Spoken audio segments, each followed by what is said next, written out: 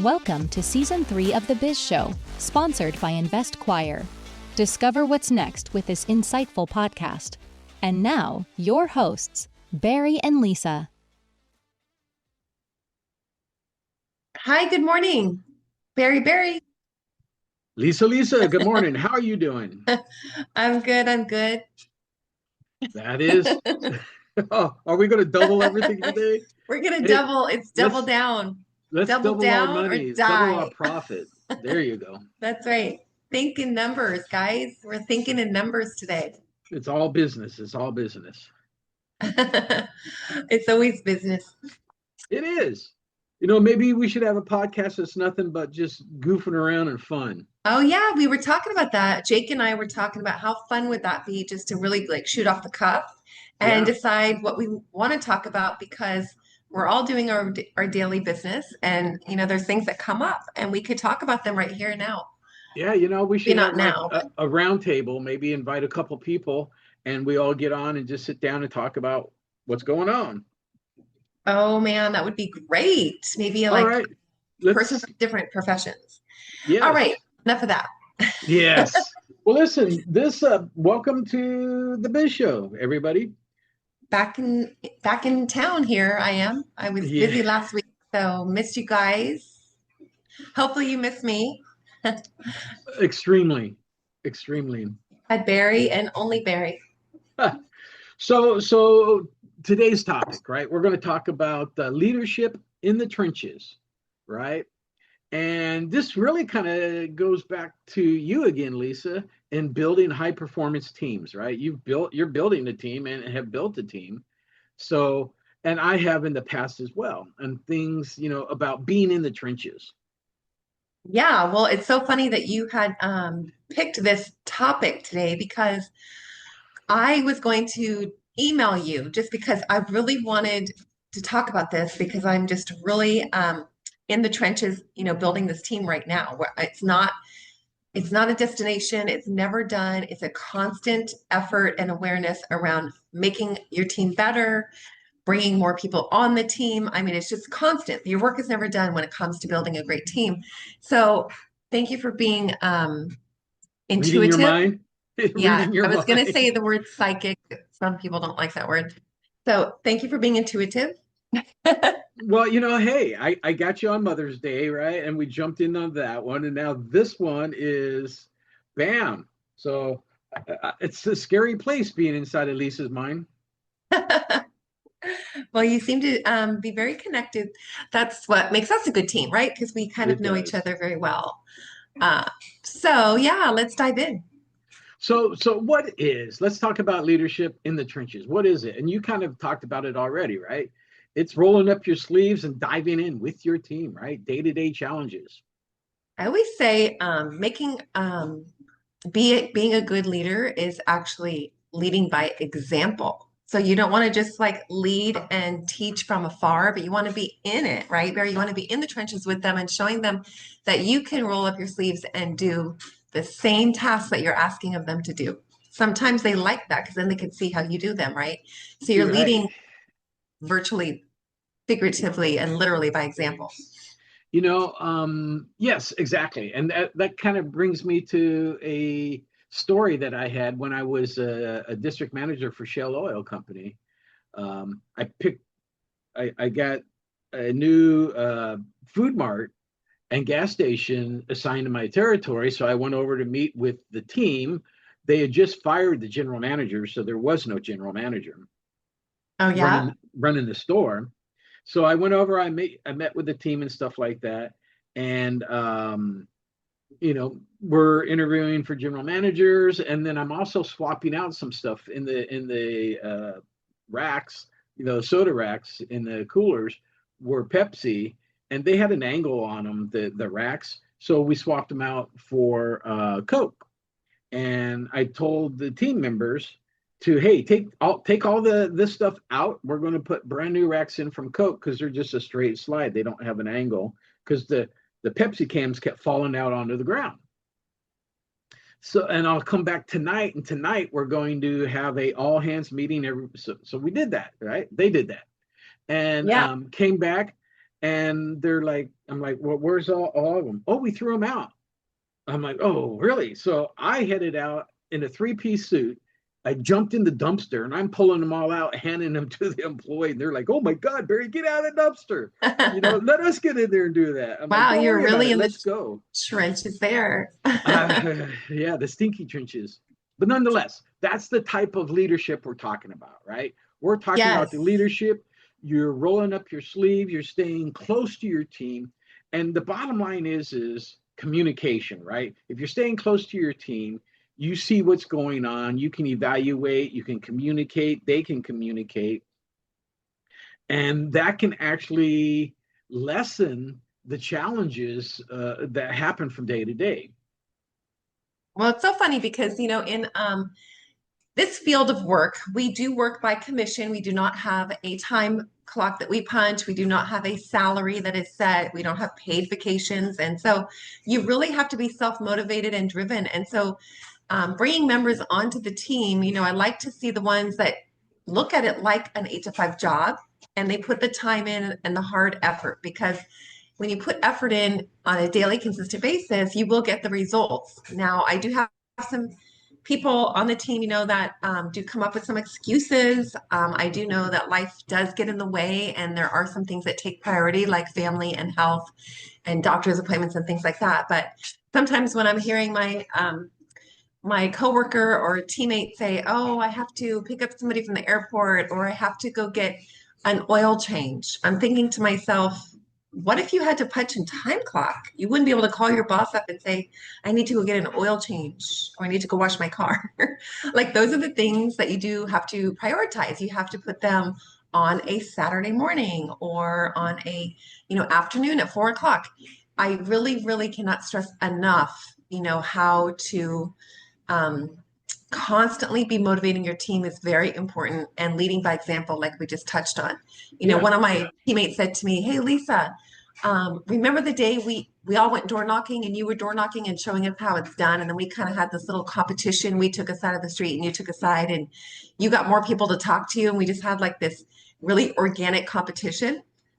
He said that was a lot of fun. So that was a tip off to me, because he wants to do that again. He wants my participation. He wants us to go out as a team again. And so that, Barry, your example with the Coca-Cola and racks and whatnot, that's just a perfect example. Like, they really want you to show that you're having fun with them, that you are a team member yourself, not just a leader. You're right. And honestly, you and I are cut from the same cloth when it comes to this, in the sense that our team members, our employees, our staff really become friends, right? Yeah. And so I hire somebody and you hire somebody because we like them, we think they can do the job, but also we grow a relationship with them. It might be, still employee employer relationship, but it's a closer knit relationship. And really, we as owners and managers, we set the tone, right? Yeah, that could be a double-edged sword, because when you become friends with somebody, then sometimes they don't look at you like a leader, because they think, you're a friend and you'll be easy on them, or they could get away with the oil changes on a Monday morning. I've always had communication and set the expectations. Look, at the end of the day, I am still the leader here, and it's my rear end on the line. So yes, we can be friends to a certain point, but at the end of the day, it's about the business. Yeah, I mean, it's like, how bad do you want it? If you want it that bad, then you'll do the things that are necessary. How bad do you want to be able to put dinner on the table for your family, or to book a trip to Hawaii and be able to afford to take a vacation? How bad do you want this thing? So it really starts from, your vision, your goals, and, even just the needs, the basic needs to survive and to provide. I really feel that when you have those in place and that you're really in tune with those things, then you'll be able to put your best foot forward. And right now, there's some people that, maybe have the support of another income, or have, school that they're finishing and things like that. So that drive is not fully there 100%. So I love to see the drive. My son right now is just exhibiting so much self-driven attitude and behavior patterns that have changed literally overnight. He went from being on mom's team to now leading mom's team and leading by example. So he wakes up in the morning at 4 a.m. and he runs to play basketball with people that are twice his age so that he could, step up his game on a sports level with a team He of just likes playing basketball with older players. people. He's younger. He can beat them because He they're could beat older. him. Yeah, he's smart. He's smart, right? He's leveling up. So All moms say that about their kids. oh man. And then he comes home and he's like, let's go to the gym. I'm like, you just worked out for an hour, sweating your ass off. And now he wants to go to the gym. So he's holding me accountable. So when you have somebody like that, like bringing you along to the results that you want, I mean, it's just so important to lead with motivation, lead with your own drive. He's getting on the calls every day, calling at least 100 people. And he truly believes that maybe I'm not going to get a result from the calls, but it's going to come at me from somewhere else. So I love the leadership that he's displaying. And I feel like it's just any team member could actually become a leader of a team. It doesn't have to, you don't have to have the title of being the boss, but even a team member can show leadership qualities. Yes, Do you agree with that? exactly. I Yeah. absolutely agree with that. And we set the tone, right? And so now you set the tone and now he's setting the tone, right? It rolls downhill. And ethics, integrity, all that plays it. And they employees and staff, your team, they will mirror your behavior, right? And obviously he's done that. And hopefully the other team members will see you and him and then start doing the same thing. Yes. You know what? That is so very true. I like the word mirror because that's exactly what you should be doing when you want to emanate success. Like you should be mirroring people that are your role models, right? And that's Exactly. no reason to reinvent the wheel. Just mirror somebody that you find doing the right things and being consistent. Exactly. So basically setting the tone, right? That's our job as the entrepreneur, set the tone for your team. Yes, You exactly. know, and the second one I kind of mentioned already, right, is communication in regards to uh open dialogue, right? Have an open dialogue with your team, not just your team, but also with your clientele. Oh, exactly. Having regular check-ins. I mean, that's what I'm talking about, calling, like call your customers and say, hey, how did that product work out? How was the person that serviced, your job? How did they do? I'm just checking in. I'm making a personal call. I'm not sending an email, but call them up. I mean, that's just so impressive because nowadays we hide behind technology. So having Well, the a younger two, generation doesn't want to call, right? They're going to text. exactly. Yeah. So, which And which is a shame. The thing, text is great, but you don't get the tones and the inclinations uh and the dialogue back and forth to understand. For instance, hey, how are you today? Versus, hey, how are you today? The correct. enthusiasm is not there in that written communication as it is in the verbal. Yes, that's so true. Oh my gosh. Sometimes you cannot read between those lines, right? So it's so important to have your voice and tonality. And when you are showing up and making cold calls, you definitely want to have that enthusiasm in your voice, like Barry mentioned. So, be a leader even on a call, like show that you are in charge You and know, you uh, and you said, read between the lines. Some people can't even write between the lines, let alone read between the lines. they don't articulate very well. They didn't take You almost English. have to slap them in the face with it, like here, Oh my gosh. And all the words that are now shortened on text, like instead of your, your, it's you are, or you, your. you, Nobody yeah, even writes anything. I know. That's a whole nother yeah. pod. That is a whole nother podcast. But yeah, foster open dialogue, right? Encourage your team and your customers to provide you feedback, right?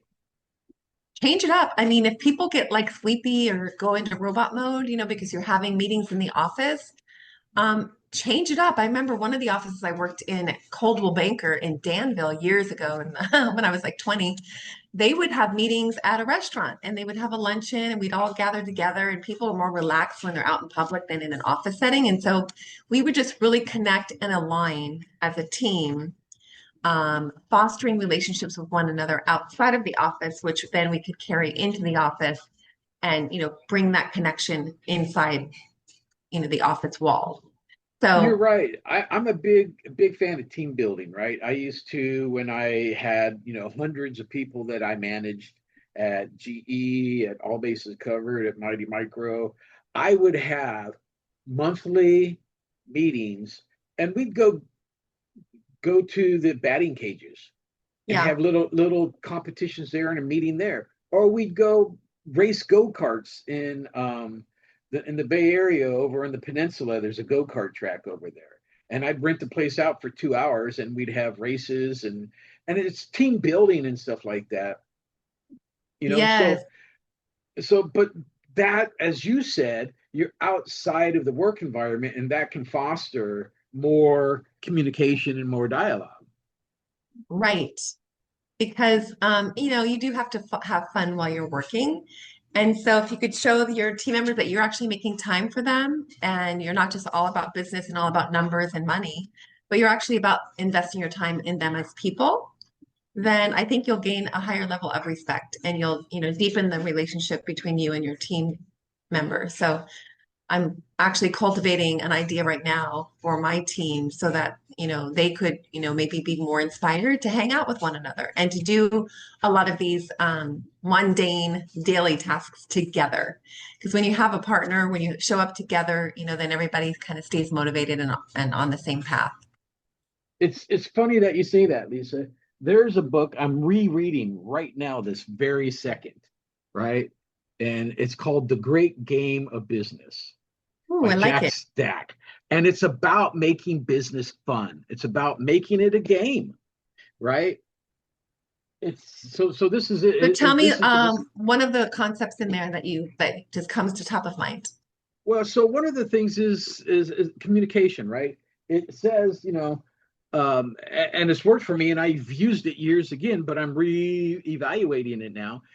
Yeah. I make the P&Ls and the financials of the business completely available to everybody, and educate them on what they are, how they are, why they are, if we're losing money, if we're making money, and then I challenge them in a game, competition wise. Let's get more sales, right?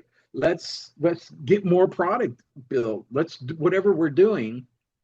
Let's do that. They know what the financials are, right? They know if we hit a certain point, we got to do layoffs. They know that Yeah. if we hit a high point, they're going to get bonuses and stuff like that. So I take all of that information, instead of hiding it behind the controller and the CFO and the accounting team, and I would have numbers on whiteboards or on TV in computers. They could see the daily nut, right? I always talk about this. I had a TV screen with some of the financials on it, and every day they would see the number and it would change. It would go up, it would go down, whatever the case might be. This is our target number. And I encouraged them and empowered them to take ownership and help grow that. And it worked. I mean, that's how I grew GE from $60,000 a year to $55 million a year. Oh, wow. Yes. Impressive. I like it. Yeah, you're So, inspiring me about that book because I think even like reading a book together, with your team or yeah, something, you all could like bring ideas that you take out of the book together at a meeting. there, this is it here. Can you read? I don't know. It looks blurry on my screen. Is it It's on a yours? little bit too close, but you could text Okay, me a here. picture of it later since we're not in the same room together. Yeah. And we're not on video yet. We're going to be on video soon, guys. We promise you because it'll make you connect to us and become part of our team, right? They don't want to see this on video yet. We got to get out of our PJs. I don't tell everybody I'm in my PJs. That was I'm supposed not. to be a secret. Oh no. We're doing the podcast a little earlier today than our normal schedule because I do have an appointment and I have to be there at an early time. So anyway, No Ari, worries. I yeah, see nothing. I see nothing. All I see is your head anyway. I Uh, am in a white furry bathrobe. Anyway, oh, oh um, no. Oh God. Listen, so the next one, The next one is building trust with your team. And that really plays into, if you do number one, setting the tone, and number two, fostering open dialogue, this kind of just falls into place, right?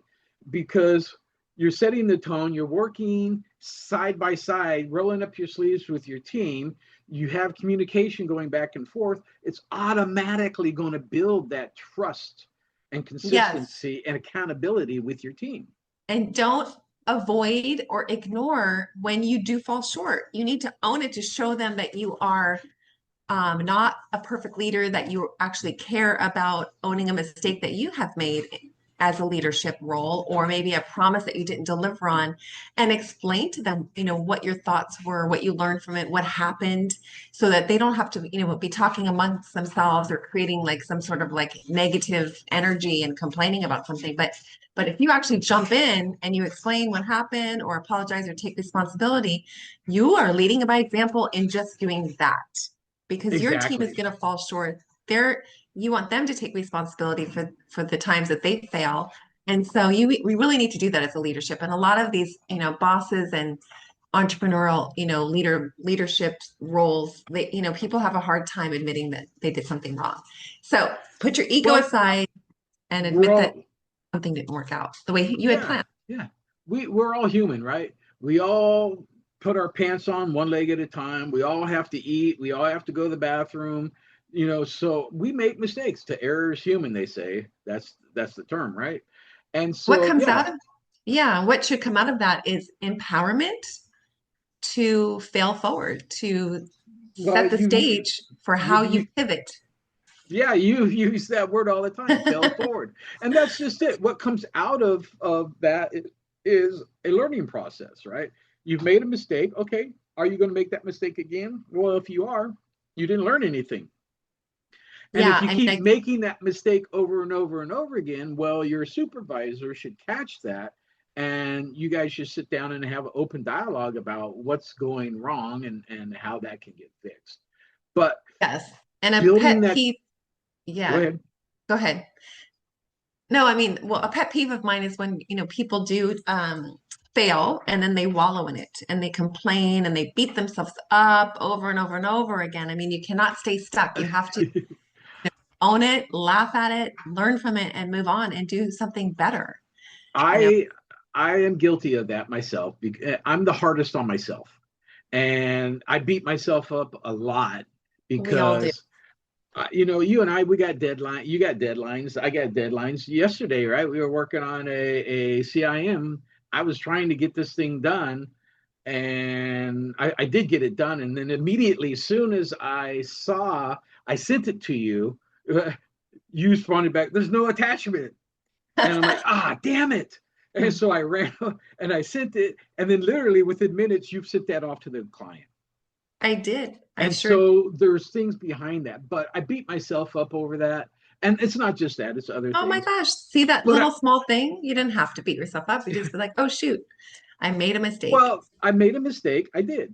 I didn't make the attachment, but also I didn't have, we talked about this maybe a week ago about updating that CIM.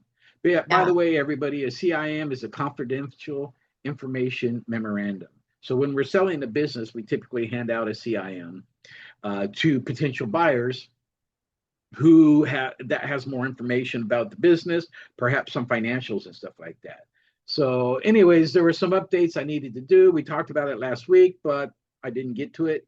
And then you mentioned, I jumped right on it and got to it right then and there.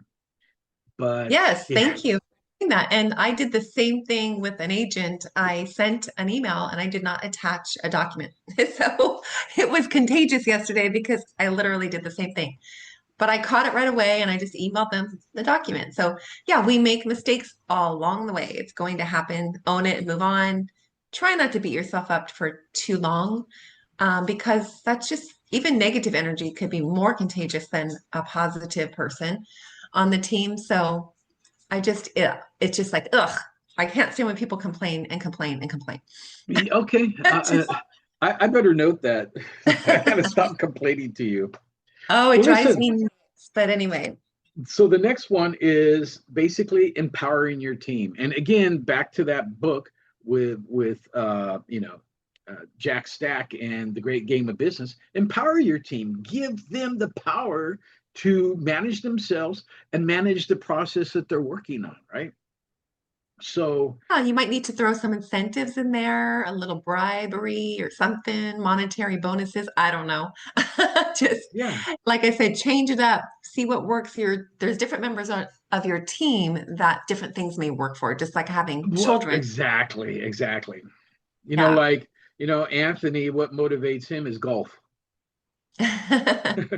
What motivates Nikki right now is her son, Right. right? Exactly. Danielle, I'm not sure about. But anyway, everybody has different motivators. Correct. And keep this in mind. Money is not always one of them, Right. right? So I've always, as a manager, I always evaluated my team members and figured out who's strong at what. And then I would assign tasks to them based on their strengths, right? However, Yes. sometimes I wanted to grow that strength in somebody else. So I would team them up with somebody who has strong, is strong in that task and has good strength, and then team somebody up who's weak and start, mentoring them and building them up so that they could be strong in that task as well. Oh, yeah, an opportunity to learn for sure. Yeah. Somebody else may want to know what the other teammate is doing, and then it gives them a chance to broaden their skills, right? Right, So, right. yeah, okay. So, yeah, recognize when people are accomplishing a task and doing it well. Celebrate the wins. We like to give a lot of support to our teammates when they achieve a goal or they have a success story or, they're just showing up. I like to celebrate that and thank them for showing up. Back in the day, I'm going to date myself now, right? Back again, GE and Mighty Micro and All Bases Go. We actually had awards that we would hand out. And, it might be a trophy of something for the best salesperson or the best engineer or whatever. Every department had some type of an award that would get handed out at all hands meeting and stuff like that. And we may have recognition of an employee. That seems to be a dying art today. I don't see too many companies doing that anymore. It's so true, Barry. But even that, even if it's something, that gets lost in a chest at home or in on a garage shelf, it's such a memory that you take with you for many decades. Because I mean, I don't know, 16 and I worked at a retail store, and I was employee of the month. And I can remember like it was yesterday where I was sitting at my boss's desk in his office. He handed me this plaque with my name on it, etched on a gold metal piece of metal. And then he gave me $100 bill and he took my photo and they hung it for that month in the hallway Yeah. of the offices. And I was like, I'll never forget it. I don't know where the Yeah. plaque is to this day. I probably spent the $100, but I don't know. Well, I'm sure that was a long time ago. If you haven't, yikes. 40 years ago. Yeah. So anyways, the Oh, point is those go a long way, even if, it's a meaningless piece of you wood or know, whatever. yeah, Um, actually just a pat on the back and hey, great job. It takes you some distance, right? But recognition and letting people know and letting other people know this person did a good job. And yeah, if you're celebrating an employee for doing a good job with other employees, and that's going to encourage them, hey, I want to be that employee. So now they're going to step up their game to be able to be one of those people that's going to be celebrated at.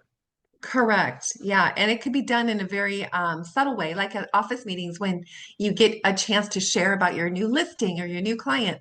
That's a way to show to others, hey, I'm doing my work and I'm doing it well because I have this piece of business. And so Right. your boss is calling you out to share that as an example to show others, to motivate them, to boost the morale. Hey, if they could do it, I could do it too. I think that's It, just so healthy, a healthy environment. exactly. So and that goes hand in hand with positive work environments and stuff like that. If you're doing all these things that we talked prior to, you've got a positive work environment, right? But don't be negative.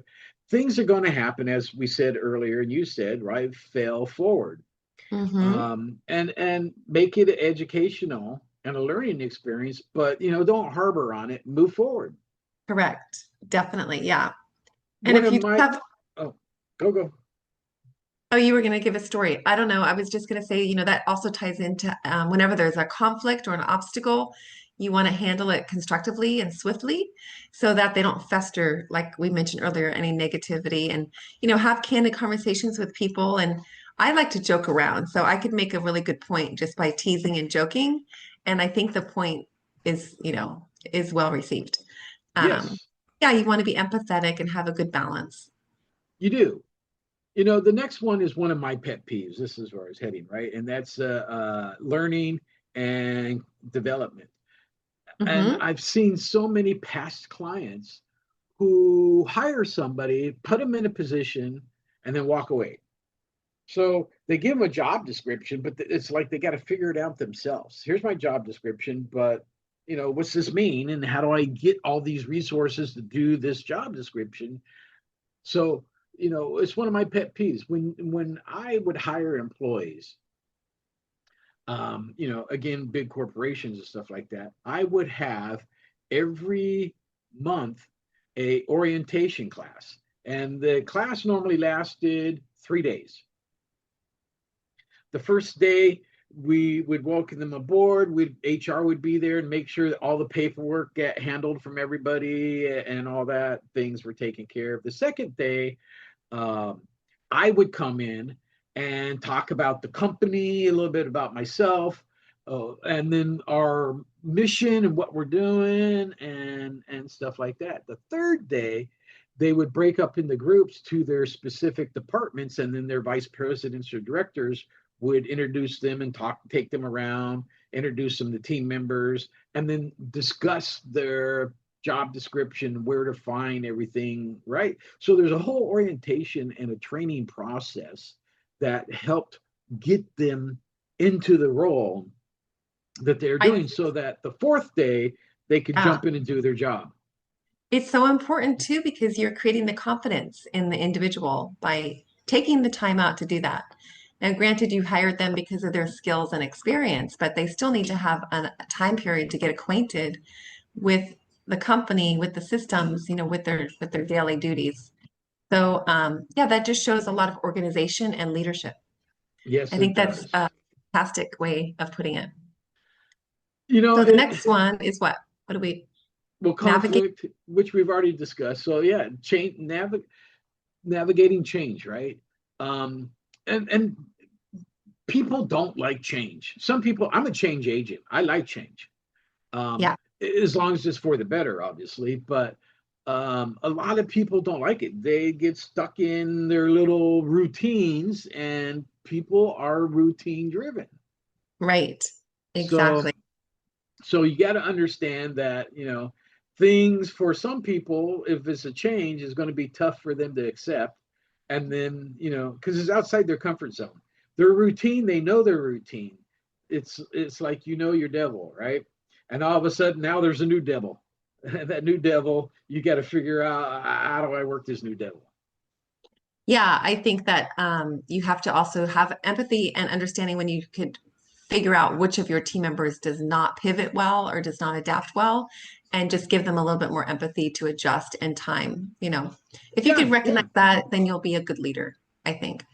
I think so. Right, and again, get feedback from them. Right, what's working, what's not working, and know this: everybody learns differently and Yeah. at a different pace. So one Yes. person, you might make that change and then have it in an hour. Another person might have it in a day, a week, or a month. It's okay. Just understand that it takes some people time to keyword pivot. I Right. give so much credit to people sometimes because they show up just so intelligent or driven or really positive attributes. And I forget to realize and understand that, they are in the learning curve and I need to have a little more patience with them. So that's just a great leadership quality if you don't have it, to really adapt that into your leadership role is learning who your teammates are and what their strengths and weaknesses are, and also to allow them time to grow into the position. Yes, exactly. Well, with that, Lisa, we need to wrap it up. Wrap it up, Barry. Wrap it up. So, where can they find us, Bow on it. Lisa? Well, you can Oh, look for us on the Facebook. We have the Biz Show and an InvestQuire page. We also have a website, investquire.com. You can reach Barry and I anywhere on the web. Barry Bestpitch and Lisa Manifold. You could find us, and we would love to chat with you. We love your comments on our posts that we make. We just received a really wonderful email from a lady that wants to be on the show about our Mother's Day episode. So yeah, hopefully we'll have some guest speakers here in the next couple of weeks. yes, very much so. Don't forget to subscribe, people.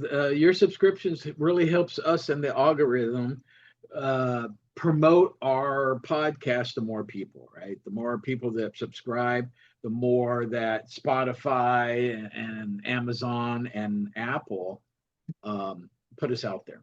Yeah, we're here to help you, and we're hoping you're willing to do the same. So please Right. subscribe.